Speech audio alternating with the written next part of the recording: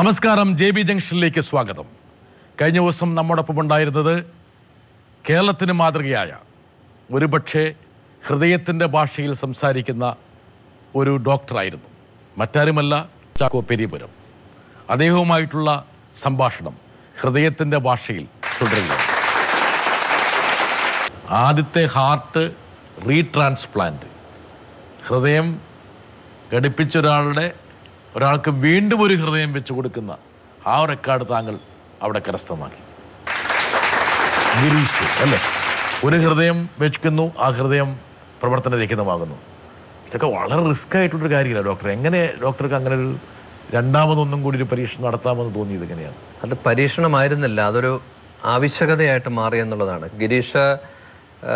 ഗിരീഷ് എന്ന് പറയുന്ന വ്യക്തി ഇത്രയും ആത്മധൈര്യമുള്ള ഒരു വ്യക്തിയെ നമ്മൾക്ക് വളരെ ചുരുക്കമായിട്ട് നമ്മുടെ ജീവിതത്തിൽ കണ്ടു കിട്ടാറുള്ളൂ. നമ്മൾ ഹൃദയം മാറ്റിവെച്ച എല്ലാ വ്യക്തികൾക്കും ആത്മധൈര്യമുണ്ട്, നമ്മൾ സാധാരണ ഒരു ആവറേജ് പേഴ്സണേക്കാളും. കാരണം സ്വന്തം ഹൃദയം മാറ്റിവെക്കപ്പെടാനുള്ള ഒരു തീരുമാനം എടുക്കുക എന്ന് പറയുന്നത് ശരിക്കും ശക്തമായ ഇൻഡിവിജ്വാലിറ്റി ഉള്ളൊരു വ്യക്തിക്ക് അത് സാധിക്കും. Girish was extra ordinarily Brave. മാത്രമല്ല, അദ്ദേഹം ഹൃദയ ശസ്ത്രക്രിയയെപ്പറ്റിയും അദ്ദേഹത്തിൻ്റെ അസുഖത്തെപ്പറ്റിയും ഒരു ഡോക്ടർക്ക് അറിയാവുന്ന അത്രമാത്രം ഇൻഫർമേഷൻ അദ്ദേഹത്തിനുണ്ടായിരുന്നു. ആദ്യത്തെ ഹൃദയം മാറ്റിവെൽ, അദ്ദേഹം ബാംഗ്ലൂരാണ് ജോലി ചെയ്തിരുന്നത്. ലിസി ഹോസ്പിറ്റൽ എൻ്റെ അടുത്ത് കാണാൻ വന്നു.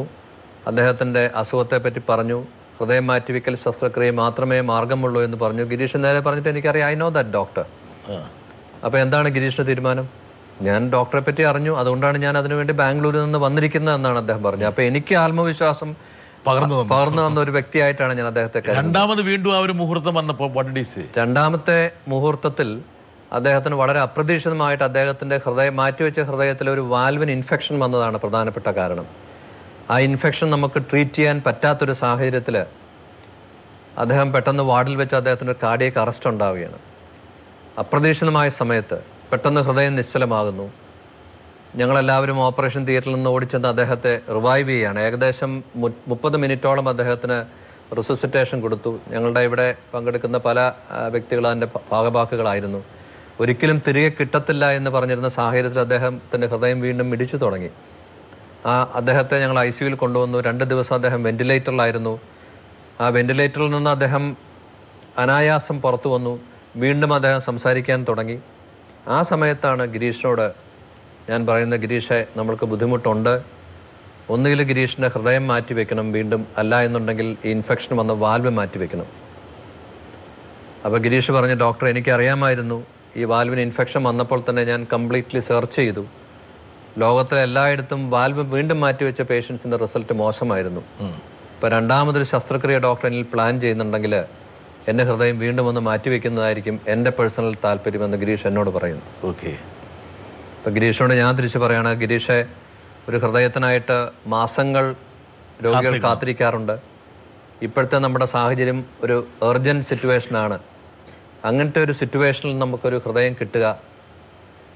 രണ്ടാമത്തെ ഹൃദയം മാറ്റിവെക്കൽ ശസ്ത്രക്രിയ ഞാൻ ചെയ്തിട്ടില്ല, ചെയ്യുന്നത് ഞാൻ കണ്ടിട്ടില്ല, ഇന്ത്യയിൽ ആരും ചെയ്ത് വിജയിപ്പിച്ചിട്ടില്ല.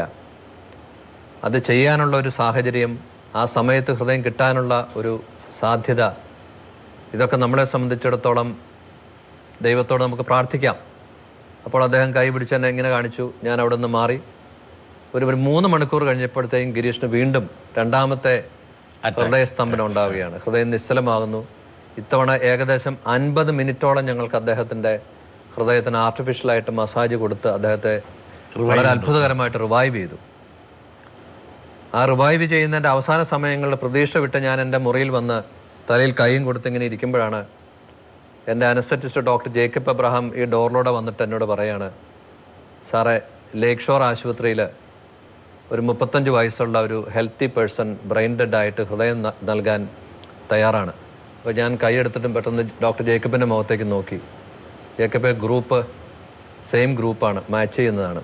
ഒരുപക്ഷെ വേണമെങ്കിൽ ഒരു ബൈപ്പാസോ അല്ലെങ്കിൽ ഒരു വേറെ ഏതെങ്കിലും തരത്തിലോ ഉള്ളൊരു ഓപ്പറേഷന് വിധേയമായ ആളേക്കാൾ കൂടുതൽ ആരോഗ്യവാന്മാരാണ് ഹൃദയം മാറ്റിവെച്ച ആൾക്കാർ. തീർച്ചയായിട്ടും. കാരണം അവർ ജനറലി യങ്സ്റ്റേഴ്സാണ്, യുവാക്കളാണ്. അവരുടെ ഹൃദയം ഒരു നോർമൽ ഹൃദയമാണ്, നമ്മളൊരു ഗ്യാരൻറ്റീഡ് ഹാർട്ടാണ്. നമ്മളെല്ലാ പരിശോധനകൾക്ക് ശേഷമാണ്. ബൈപ്പാസ് ചെയ്തൊരു വ്യക്തിയെ സംബന്ധിച്ചിടത്തോളം ഒരുപക്ഷെ ഇച്ചിരൂടെ എൽഡർലി പേഴ്സൺ ആകാം, അവർക്ക് ഡയബറ്റീസ് കാണാം, മറ്റു ചില പ്രശ്നങ്ങൾ, കിഡ്നിയുടെ പ്രോബ്ലംസ് കാണാം. അപ്പോൾ അവരെക്കാളെല്ലാം ഉപരിയായിട്ട് ഇവരുടെ heart will be much strong. 24 വയസ്സുള്ള ശ്രുതിക്ക് എത്ര വയസ്സുള്ള ഹൃദയമാണ് ഡോക്ടർ വെച്ച് പിടിപ്പിച്ചത്? എൻ്റെ ഓർമ്മ ശരിയാണെങ്കിൽ 36 തോന്നുന്നു ജോസഫിന്. രാജേഷ് 36. അപ്പൊ 12 വയസ്സ് മൂപ്പ് കൂടി ശ്രുതിക്ക് അല്ലേ? ശ്രുതി 24 വയസ്സിൽ നിന്ന് ഒരു ഓപ്പറേഷൻ കഴിഞ്ഞപ്പോൾ 36 വയസ്സായി മാറി. ഇല്ല, പെൺകുട്ടികൾ ഒരിക്കലും വയസ്സ് കൂടിയ കാര്യം സമ്മതിക്കില്ല. ഒരിക്കലും സമ്മതിക്കുന്ന പ്രശ്നമല്ല. ഞാൻ ചോദിക്കുന്നത് അതനുസരിച്ച് എന്തെങ്കിലും ചിന്താഗതിയിൽ മാറ്റം വന്നോ? ഇല്ല, മാറ്റമൊന്നും വന്നിട്ടില്ല. ഞാൻ പഴയ ശ്രുതി തന്നെയാണ്. 2 വയസ്സ് കൂടി. അത് സമ്മതിക്കുന്നില്ല. ശ്രുതിയൊക്കെ ഒരുപാട് ആൾക്കാർക്ക് മോട്ടിവേഷനാണ്. എന്താ കാരണം എന്ന് വെച്ചാൽ ഇങ്ങനെ വന്നിരിക്കാനും ചിരിക്കാനും പറ്റുന്ന ഒരാളാണ്. വേറൊരു ഹൃദയം കൊണ്ട് ഇങ്ങനെ ചിരിക്കാൻ പറ്റും, അല്ലെങ്കിൽ ഇതൊന്നും വലിയ കാര്യമല്ല, വേണമെങ്കിൽ മെഡിക്കൽ സയൻസ് ഇത്തരത്തിലുള്ള ദുർഘടങ്ങളെയൊക്കെ അതിജീവിക്കാനുള്ള ശേഷി സ്വാഭാവികമായിട്ടും ഡോക്ടറെ പോലുള്ള വരദാനങ്ങളായിട്ടുള്ള ഡോക്ടർമാരുടെ പരിരക്ഷ കൊണ്ടുകൂടിയായിരിക്കണം. ഒരുപാട് സെലിബ്രിറ്റികളാണ് ഡോക്ടർക്ക് വേണ്ടിയിട്ട് ആശംസ ചൊരിയാൻ വേണ്ടിയിട്ട് വരുന്നത്. ഒരുപക്ഷെ ഡോക്ടർക്ക് എന്തെങ്കിലും ഒരു മെസ്സേജ് കൊടുക്കാൻ അവരെപ്പോലുള്ള ആൾക്കാർക്ക്. ശ്രീശാന്ത് ജീവിതം തന്നെ വളരെയധികം സന്ദേശങ്ങൾ കൊടുത്തിട്ടുണ്ടാകണം ഈ കാലഘട്ടത്തിനിടയ്ക്ക്. അദ്ദേഹം ഞങ്ങളുടെ ഹാർട്ട് കെയർ ഫൗണ്ടേഷൻ്റെ ബ്രാൻഡ് അംബാസഡറാണ്. കേരളത്തിലെ ഒരു ക്രിക്കറ്ററായിട്ട് അറിയുന്ന കാലഘട്ടം മുതൽ അദ്ദേഹവുമായിട്ട് വ്യക്തിപരമായിട്ട് എനിക്ക് ബന്ധമുണ്ട്. എൻ്റെ രണ്ടാമത്തെ മകൻ, മൂത്ത മകൻ, അവരെല്ലാം ക്രിക്കറ്റ് പ്രേമികളായിരുന്ന സമയത്ത് ശ്രീശാന്തിൻ്റെ വീട്ടിൽ പോവുകയും അദ്ദേഹത്തിൻ്റെ കയ്യൊപ്പ് വാങ്ങിക്കുകയൊക്കെ ചെയ്തിട്ടുണ്ട്. പേഴ്സണൽ ഫ്രണ്ട്ഷിപ്പ് ഞങ്ങൾക്കുണ്ടായിരുന്നു. വളരെ aggressive and active and determined ആയിട്ടുള്ള ഒരു പ്ലെയറാണ് ശ്രീശാന്ത്.